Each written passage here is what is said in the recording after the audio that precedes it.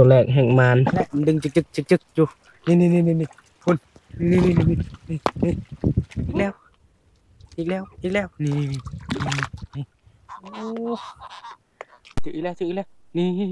อู้นี่ใหญ่นะนี่คนงานเบ็ดนี่นะซ้ำกันเลยนี่ตัวนี้นะใหญ่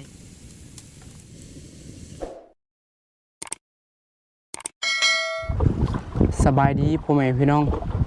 มื้อนี้บ่พังไปใส่เบ็ดกับนายพรานนะประมาณนำกันอยู่2คนมื้อนี้คุณนายพรานทางหลังมื้อนี้บ่ได้เอาเรือจักรเลยเพราะว่าบ่มีเอาเรือพายเอานะฮอดเซเรียบร้อยแล้วเบิ่งอากาศก็ฝนยังสิตกเลยวันนี้มาที่ป่าแถวนั้นแหละลมแห้งโอ้เป็นตาย้านอะลิแต่มีเรือใหญ่นะอันนี้เรือน้อยเหยื่อของเขาก็มีขี้กระเดือนแล้วก็ห้อยนะอันนี้ขี้กระเดือนในพานกุดเหยื่อหาด้วยธรรมศาสตร์เพราะว่าบ่ได้เอาเหยื่อมักเอาแต่เหยื่อขี้กระเดือนแล้วก็ห้อยลมเห็นบ่ยังบ่ฮอดวังเลยแต่ลมมาก่อนเลย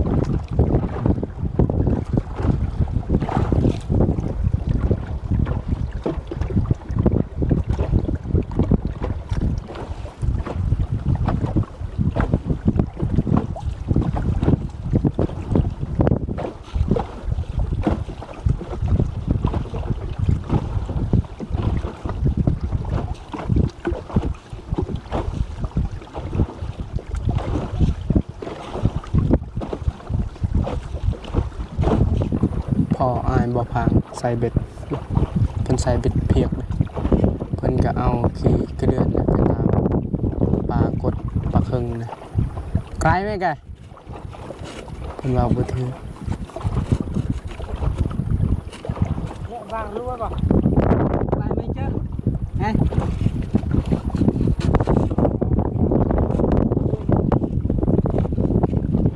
คือแยกไปเลยเจ้าบ้านสิเบ็ดของเฮานี่อันนี้เบ็ดปลาใหญ่นั่นเบ็ดคือไปตามปลาเคิงตัวนี้เขาเอานี่บางคนเขาใช้ลูกมุนแต่อันนี้นะเขาเอาอันนี้เขาเห็ดอันนี้ก็น้ำหนักคือกัน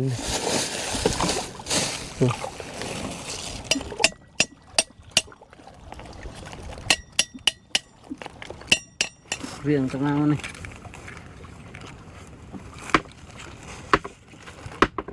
มาเล่ทีนะเล่มาเนี่ยยากตัวนี้เนี่ยละท้อย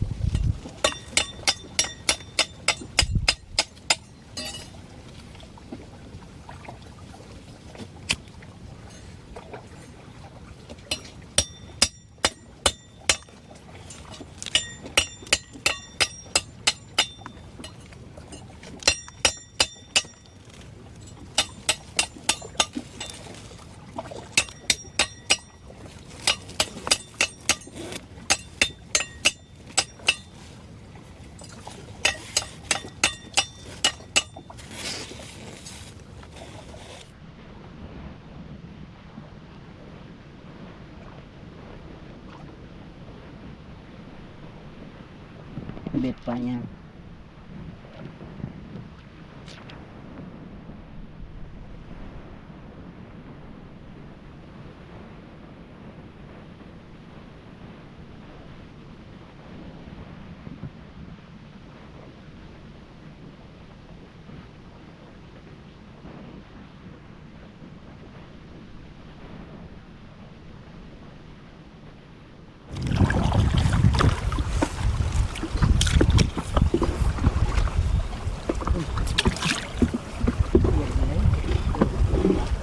นี่จัดเลยไหนวันนี้นะเส้นหนึ่งเขามัดแต่พุ่นมัดพี่นะลมก็เริ่มแห้งแล้วลมมัดก้อนหินกันไปนะแล้วก็มัดเบ็ดต่อมัดเบ็ดแล้วก็เอาเหยื่อขี้กระเดือนไปตามก่อนถ้าว่าถึกก็เอาเหยื่อขี้กระเดือนเลยถ้าว่าบ่ถึกเขาก็เปลี่ยนเอาหอยนะหอยไปเก็บอยู่นาเนาะจังได๋ก็ทา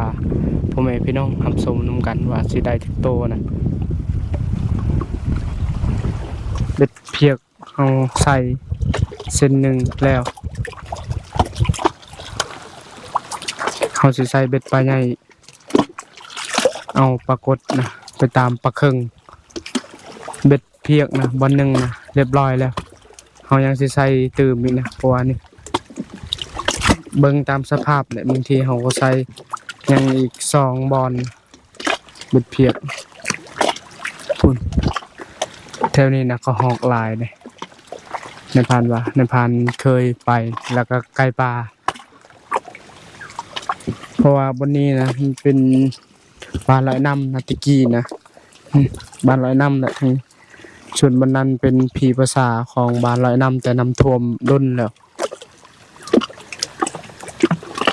เลือกมันมัดบนนี้ฮะเนาะยายสองหมื่น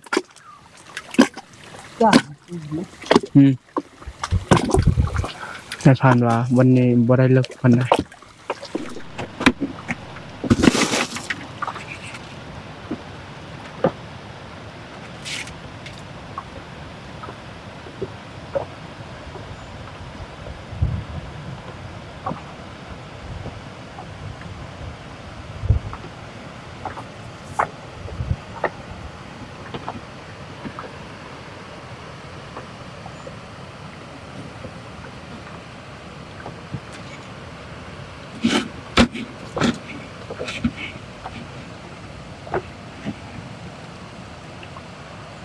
นี่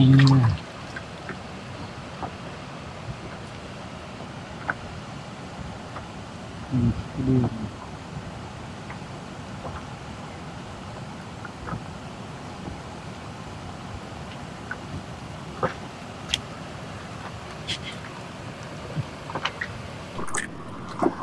นี่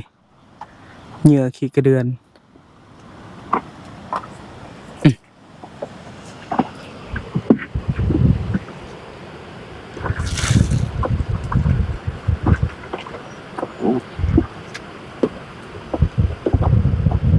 ตอนนี้นะเฮาใส่เบ็ดเพียกเรียบร้อยแล้วเฮาใส่นะ3บอน4กับยีลุ่มเพราะว่ายีลุ่มนะเบ็ดปลาใหญ่นะอันนี้นะบ่ฟังสียามก่อนเบ็ดเฮาใส่ทั้งบิดนั่น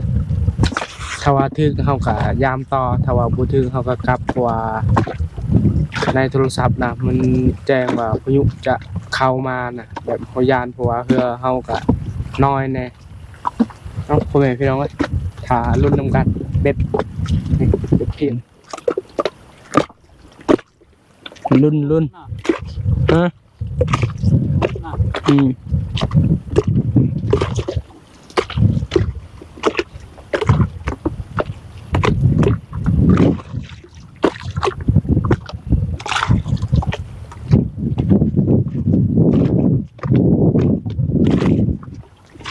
บ่ถึกเลยเหยื่อก็บ่เบิดนะ เหยื่อนี่บ่คือเหยื่อหมักคันเฮาใส่เหยื่อหมักแบบเบิดไวเหยื่อนี่ถ้าเบิดคือว่ามีแนวกิน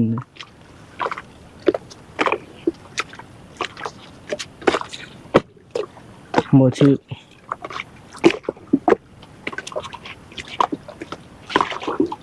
โอ้มันดึงแล้วนี่วันนี้บ่นี่อู้ปรากฏ นี่โอ้ตะแลกแล้วเห็นบ่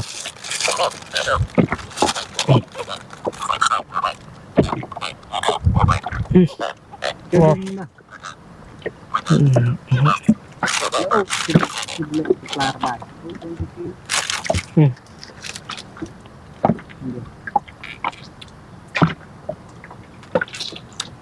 นี่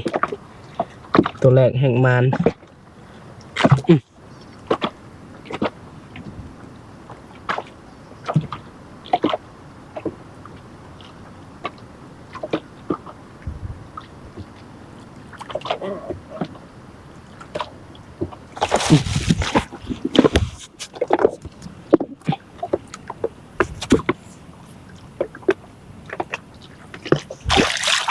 รุ่นนี้บนนี้ยัง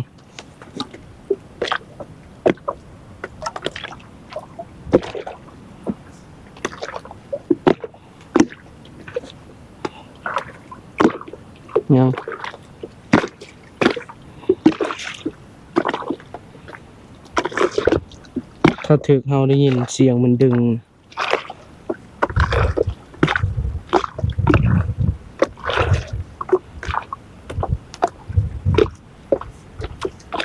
ว่าพางยามเบ็ดเพียกบนนั้นนะได้ปลาตัวเดียวนะเพราะว่าเบ็ดบนนั้นมันลงบ่ได้เลิกปานใดดีในพานก็แก้มัดให้มันลงเลิกเองนะปลานี่ปรากฏได้แต่ตัวเดียวนั่นแหละปรากฏเรืองนะเอาเบ็ดปลาใหญ่ไปตามปลาครึ่งในพันว่า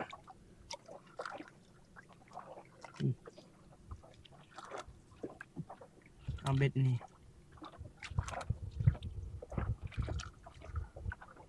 อันนี้บ่มีลูกหมุนเลยนี่ถ้าว่าถือกันปลาใหญ่สลายแบบขาดนะ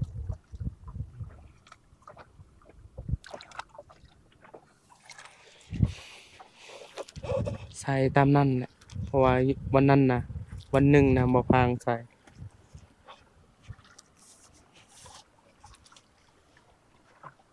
สังเกตเบิ่งฝนก็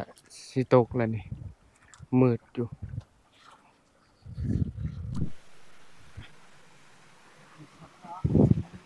อันนี้นะมันเป็นเรือเขาเจ้าแต่นำพัดไปพอดีเขาเจ้าเห็นเขาเจ้าก็มัดไว้นะถ้าว่าเจ้าของเรือนี่ไปหาเขาเห็นเรือบนนี้เขาก็เอาเงินอีกนะแบบนี้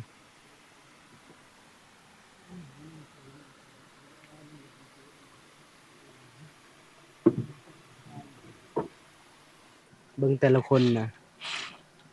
เขาเกาะปลานะบ่คือกันมาเบิ่งในพานก่อนว่าเราสิเกาะบนใดนะแต่เดือนสุดลายติดกับห่างกับอีเหียงสุดลายจะบนนี้นะตอนมาพังไปน้ำพอนะบนนี้พอเคยเกาะเบ็ดนะนี่ในพานบ่ฮู้เพิ่นสิเกาะบนใด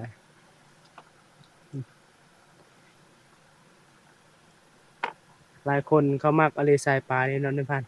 แม่นเป็นหยังคือมักฮู้บ่แบบแบบว่าใส่ปรากฏคือปลาใหญ่นี่อืมปลาอันนั้นเห็น FC ว่าซื้อปลาดุกคือสิคักใส่เบ็ดปลาใหญ่แม่นๆคือ FC เว้าเลยคักอะลีแต่ชาวบ้านน่ะหาซื้อยากต้องไปหาเองนะเพราะว่าอยู่เมืองก็บ่มีบ่อนขายนะปลาดุกนี่อยู่บ้านบ่าวพางก็แฮงบ่มีเลยมีแต่เบ็ดแหละบ่มี ยุงคักอันนี้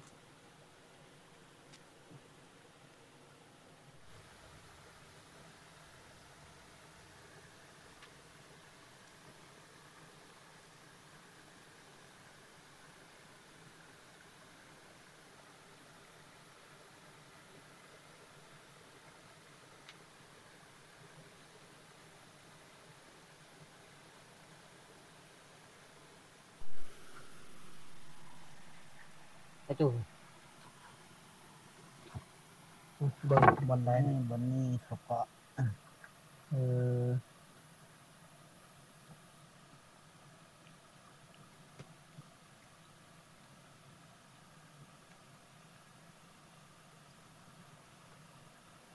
เวลามันไปมันกินบนนี้ อืม ส่วนนี้มันกินบ่ได้ก็ดูเรียบร้อยเลยเนาะมันเด้อเห็นบ่ปลานี่แห้งกันดิ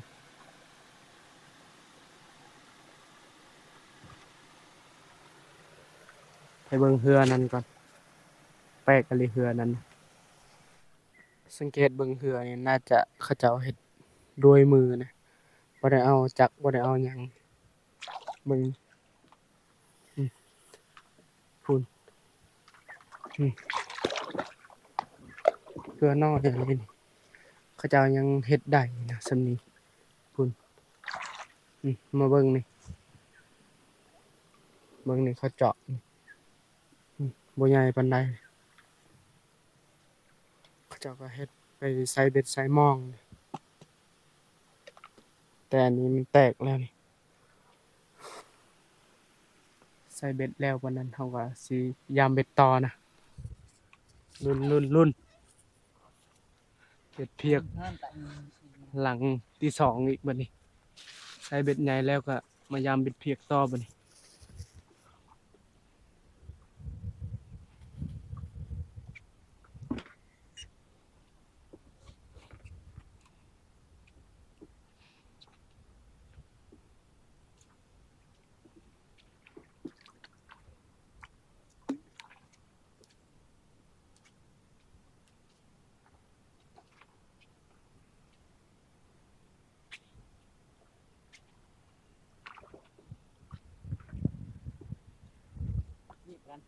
เนาะ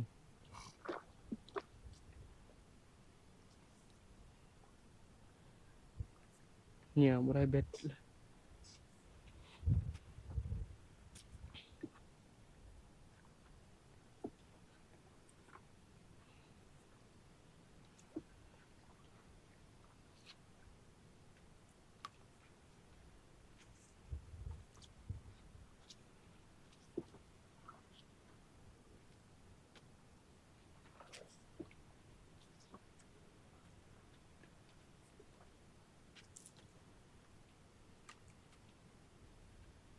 โอ้ถึกแล้วมันดึงแล้วนี่นี่น้อยๆมันกลืนเลยนะในพัน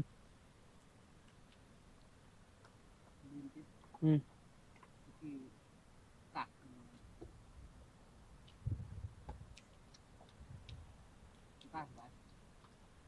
ปลาเบียร์ไหน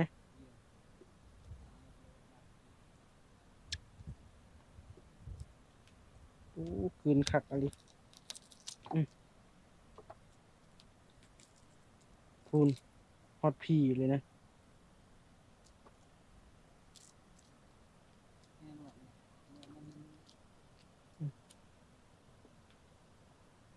นี่กลืนคักอะไร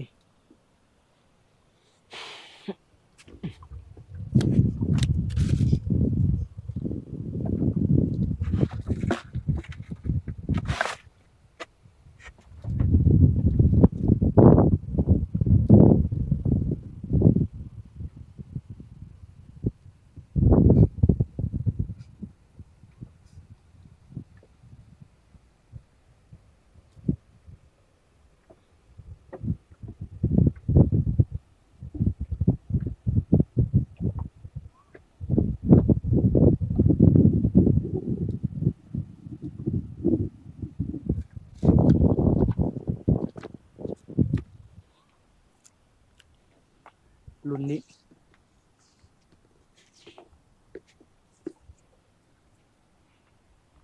เบิดแล้วนี่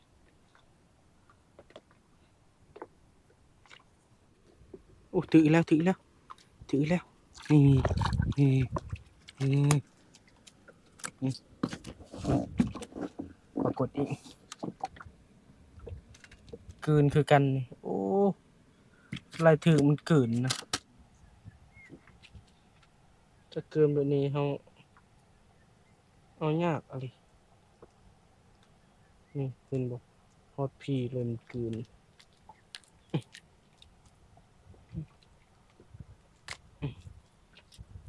พูน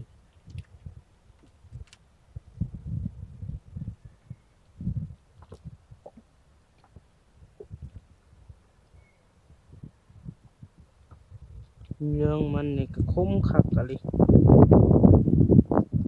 เอาปลดบ่เป็นนี่ถึงเรื่องมันนี่โอ้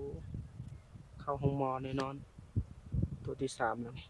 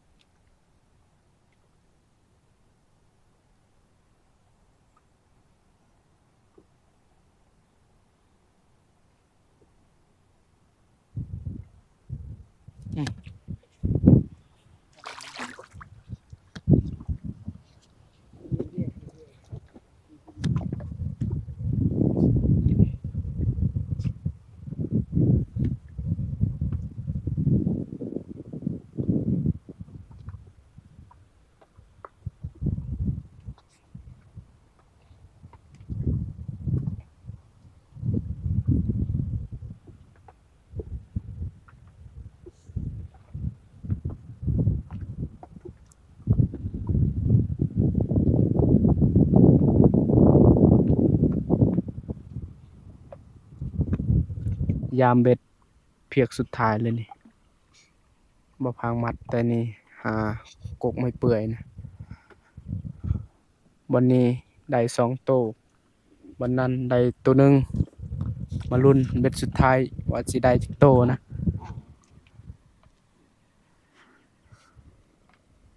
ได้บ่มีปลาใหญ่นี่มัดบนนี้คักเด้อนี่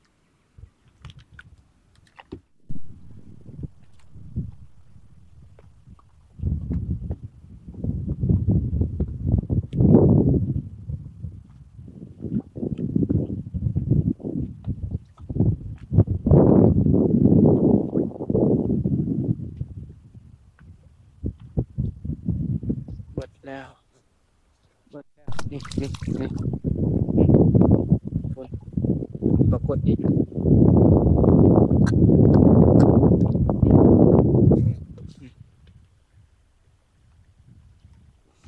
อ้าว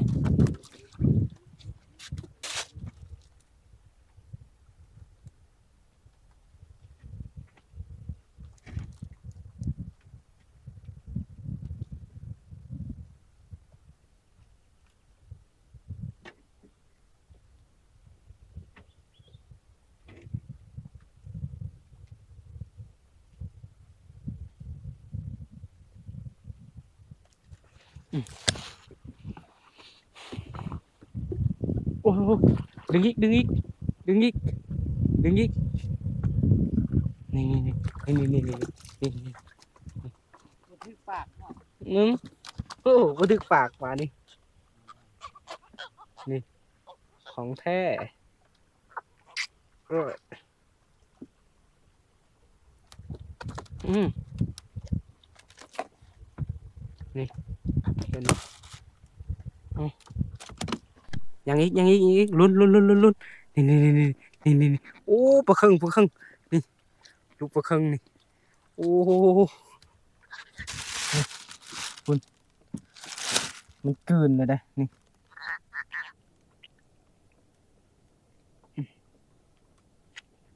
กำกะนั้นว่า นี่คุณ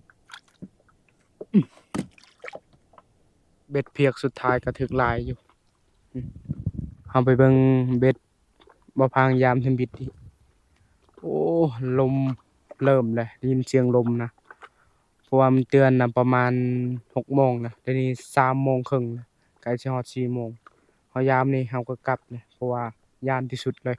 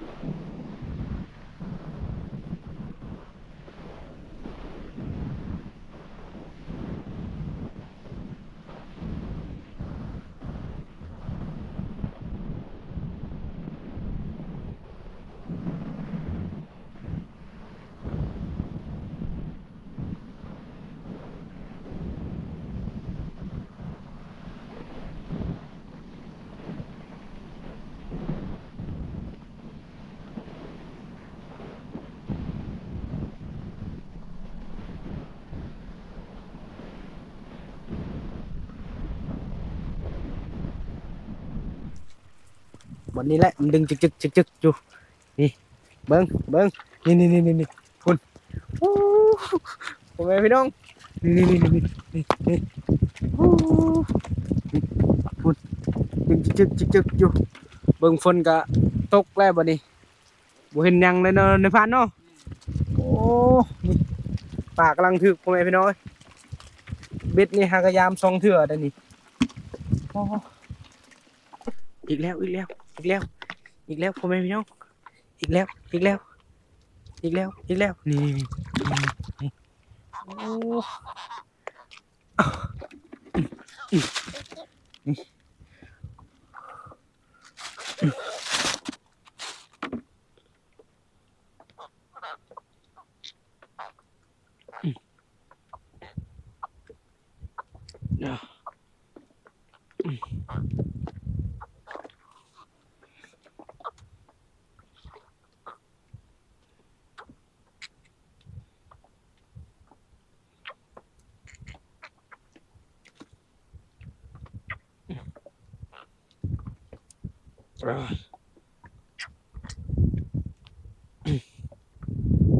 นี่อู้นี่ใหญ่นะอู้นี่นี่นะอู้ใหญ่อะลิโอ้นี่อือฮึ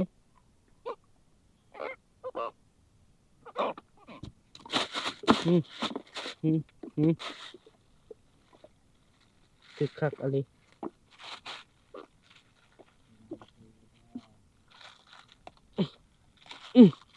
อ๋อนี่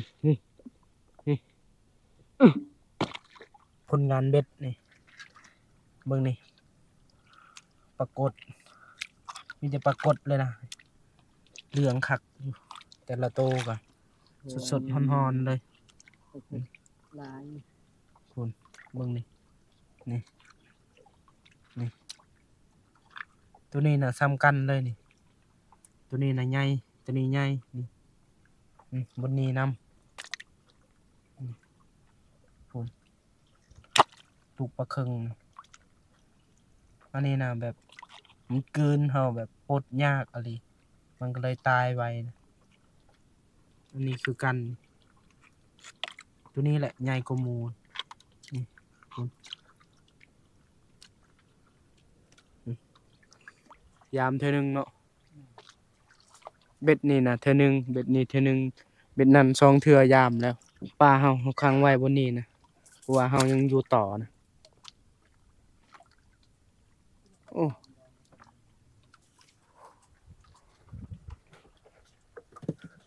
มาเบิ่งนี่ปลาอ้ายบ่อพางเพิ่นมาใส่เบ็ดคือกันนี่เพิ่นยามเบ็ดเพิ่นนี่คุณ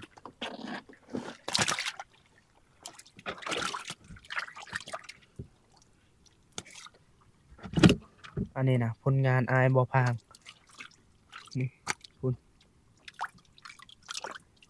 ใหญ่แต่มันตายแล้วนี่ตัวนี้พุ่นเพิ่นก็หลายโตอยู่เพิ่นมาคนเดียวนะตัวนี้ตายเพิ่นจะเอาไว้บนนี้นะนี่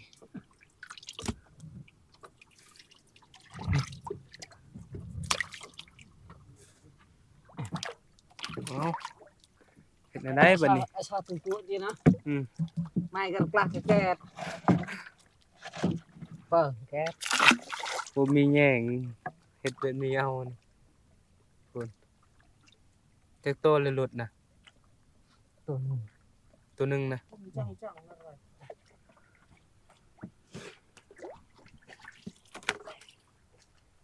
พุ่นอายก็มาพักบนนี้มานอยู่บ่มานดังไฟปิ้งปลาก่อน เริ่มมันทัน กำลังลุกแต่ละคนยังบ่ทันกินข้าวเที่ยงใครแน่บ่พางเอาข้าวมานำน่ะเฮาย่านแบบนี้แหละอันนี้ปลาเฮาสิปิ้งแหละนี่เบิ่งนี่4โต ขัดปล่อยมันอัด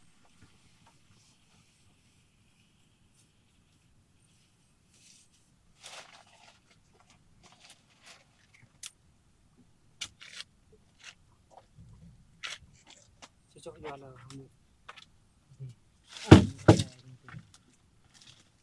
ไอ้เบอร์มันเลย ไม่ปิ้งก็ยากอันนี้คือสิหามาได้นี่มาพ่อแม่พี่น้องมากินปิ้งปลานำกันปิ้งปลากด สิกับ ทำบิดเฮาว่าสิกลับได้แต่เบิ่งอากาศแบบลมแต่ลมบ่อยากแห้งก็เลยเฮาอยู่ต่อเบิ่งก่อนถ้าลมแห้งเฮาก็สิกลับอันนี้ลมบ่แห้งก็เบิ่งก่อนเพราะว่าเบ็ดของเฮาก็ถูกหลายอยู่อืม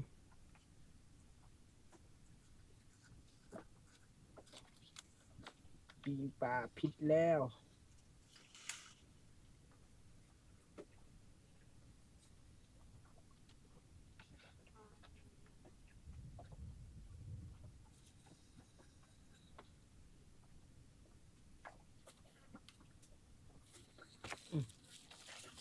นี่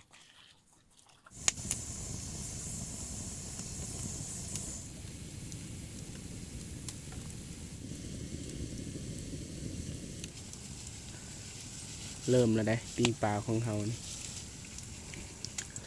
โอ้ฮ้อนเบิ่งไฟก็ลุกคักอะเลย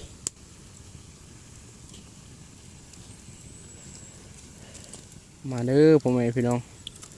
มาแซ่บๆนำกันนี่เริ่มแล้วมาพ่อแม่พี่น้องมากินข้าวนำกันปีงปลากดของเฮาก็สุกเรียบร้อยแล้ว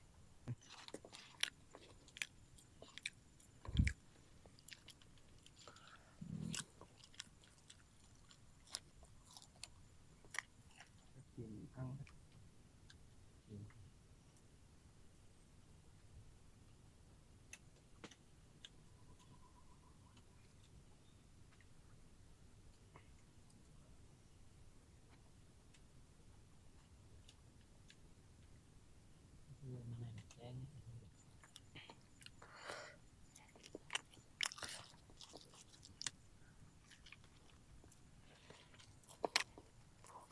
มันผ่านมาไปทางบกเนาะไปทางน้ำนี่มันแต่กระมังคือเก่าเอาฮะกินเอาขอเวลากินข้าวก่อนพ่อแม่พี่น้องบางคนก็มักเอาพางถ่ายคลิปนะยาวบางคนก็มักคลิปสั้นเดี๋ยวบ่พางสิเฮ็ดเป็นคลิปยาวนะแต่ใครอยากเบิ่งเฮายามเบ็ดต่อกะไปเบิ่ง EP ที่2นะเอ้าสำหรับ EP นี้ก็สิบ่มีหยังหลายก่อนอื่นก็ต้องขอบใจ FC ทุกคนที่ติดตามและให้กำลังใจ EP หน้าพอกันใหม่